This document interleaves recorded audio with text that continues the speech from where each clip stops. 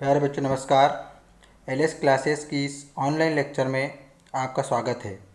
इस वीडियो में हम कक्षा 10वीं विषय गणित के चैप्टर 2 बहुपद से जुड़े महत्वपूर्ण बिंदुओं के बारे में चर्चा करेंगे, जिन्हें चैप्टर की शुरुआत में जान लेना अति आवश्यक है। तो आइए शुरू करते हैं हमारी आज की क्लास। बच्चों, गणित में दो प्रकार की राशियाँ होती हैं, चर और अचर। चर राशियाँ वे राशियाँ होती है जिनका मान गणितीय प्रक्रिया में बदलता रहता है, जैसे एक्स वाई जेड आदि। और अचर राशियाँ वे राशियाँ होती है जिनका मान गणितीय प्रक्रिया में नहीं बदलता है, जैसे 1, 2, 3 आदि संख्याएं। आगे हैं बीजीय व्यंजक। चर और अचर राशियों के मध्य जोड़, घटाव, गुणा अथवा भाग की संक्रिया ही बीजीय व्यंजक कहलाते हैं, जैसे x+2 √3x² - 5 x⁻⁻5 + 9x - 7 आदि। आगे है बहुपद। ऐसे बीजीय व्यंजक जिनके चरों के घातांक केवल ऋणोत्तर पूर्णांक या धनात्मक पूर्णांक हो बहुपद कहलाते हैं, जैसे x² + 4x + 4 या x-3 या x³ + x² - 5x + 4 आदि।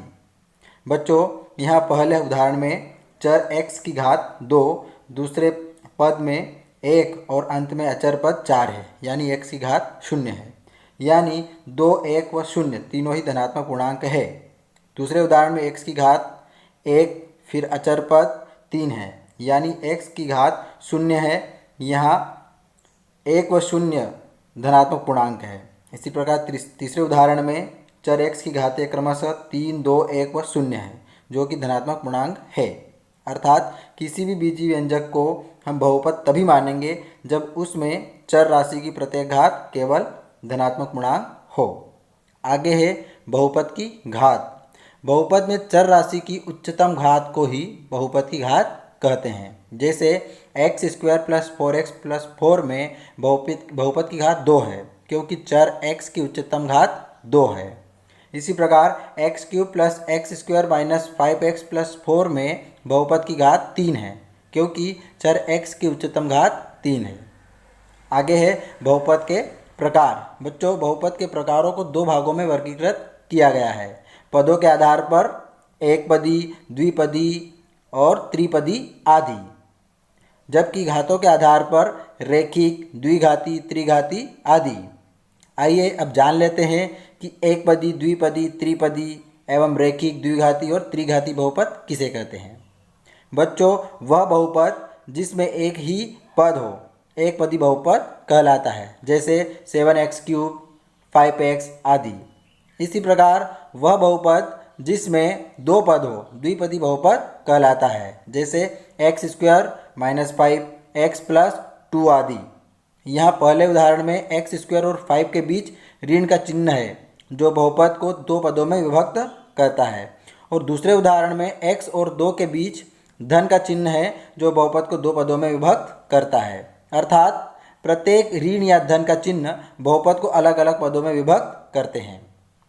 आगे है त्रिपदी बहुपद। वह बहुपद जिसमें 3 पद हो त्रिपदी बहुपद कहलाता है, जैसे x² + 4x + 4 या x³ - x² + 5 आदि। आगे है रैखिक बहुपद। वह बहुपद जिसकी घात 1 हो रैखिक बहुपद कहलाता है, अर्थात जिसमें चर राशि की उच्चतम घात 1 होती है, जैसे x+2, 3x आदि। रैखिक बहुपद है क्योंकि दोनों ही बहुपदों में चर x की अधिकतम घात 1 है। इसी प्रकार वह बहुपद जिसकी घात 2 हो द्विघाती बहुपद कहलाता है, जैसे x² + 4x + 4, x² - 5 आदि। यहाँ दोनों ही बहुपदों में चर x की अधिकतम घात 2 है, इसलिए इन्हें द्विघाती बहुपद कहेंगे। इसी प्रकार वह बहुपद जिसकी घात 3 हो त्रिघाती बहुपद कहलाते हैं, जैसे x³ + x² - 5x + 4 या x³ - 27। आइए अब जान लेते हैं रैखिक, द्विघाती और त्रिघाती बहुपदों के व्यापक रूप क्या है।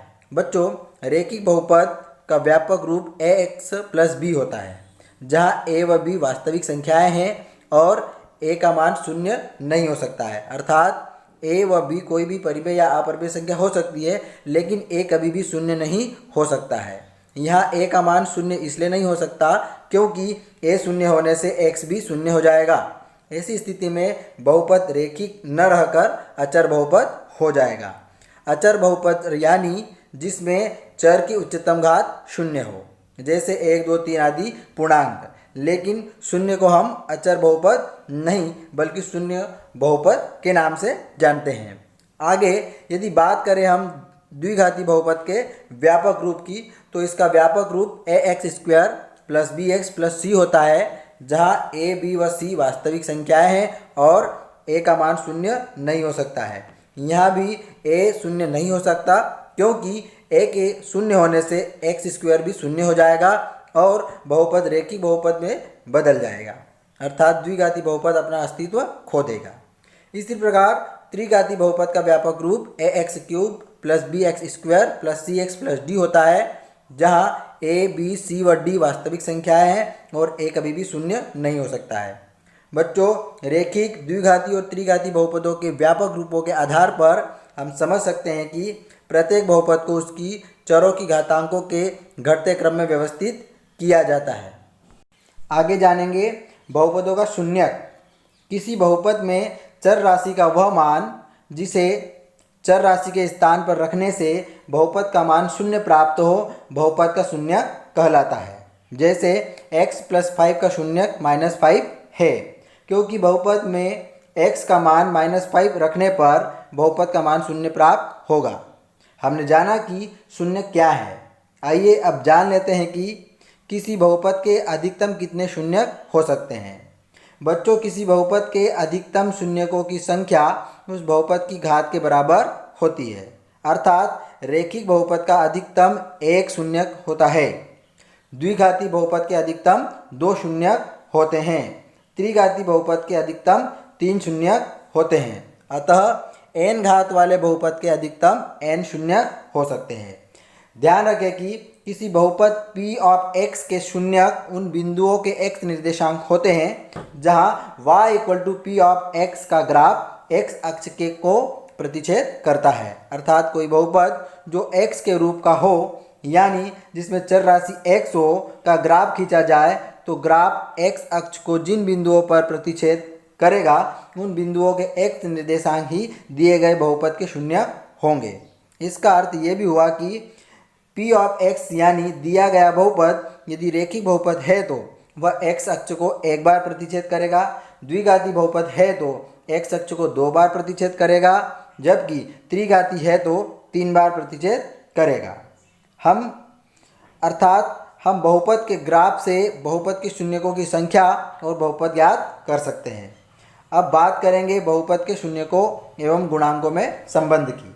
बच्चों, यदि रेखिक बहुपद ax + b हो तो रेखिक बहुपद का शून्यक बराबर होता है -b/a, और यदि द्विघाती बहुपद ax² + bx + c के शून्यक अल्फा और बीटा हो तो शून्यकों का योगफल यानी अल्फा + बीटा बराबर होता है -b/a, या हम कहें कि ऋण x का गुणांक बटे में x² का गुणांक।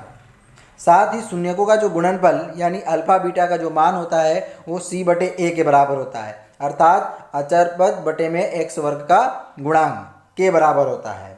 साथ ही अल्फा बीटा गामा त्रिघाती बहुपद ax³ + bx² + cx + d के शून्यक हो तो अल्फा + बीटा + गामा बराबर -b/a होता है, जबकि alpha beta + beta gamma + gamma alpha बराबर c/a होता है, और अल्फा बीटा और गामा यानी शून्यकों का जो गुणनफल होता है वो -d/a होता है। आगे है विभाजन एल्गोरिथ्म। विभाजन एल्गोरिथ्म के अनुसार दिए गए बहुपद p ऑफ x और शून्येतर बहुपद g ऑफ x के लिए दो ऐसे बहुपदों q ऑफ x तथा r ऑफ x का अस्तित्व है कि p of x = g of x × q of x + r of x, जहाँ r ऑफ x = 0 है या घात r ऑफ x छोटी होगी हमेशा घात g ऑफ x के। साधारण शब्दों में किसी बहुपद में अन्य बहुपद का भाग देने पर हमें भागफल और शेषफल के रूप में दो यूनिक बहुपद प्राप्त होते हैं। और हमें यह भी पता है कि कभी भी जो शेषफल है वो भाजक से बड़ा नहीं हो सकता है, या तो शून्य होता है या भाजक से छोटा होता है। तो बच्चों, हमने सभी महत्वपूर्ण बिंदुओं के बारे में चर्चा कर ली है।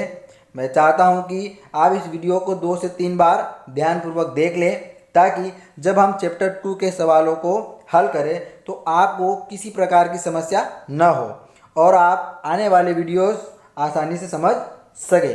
इस वीडियो में बस इतना ही।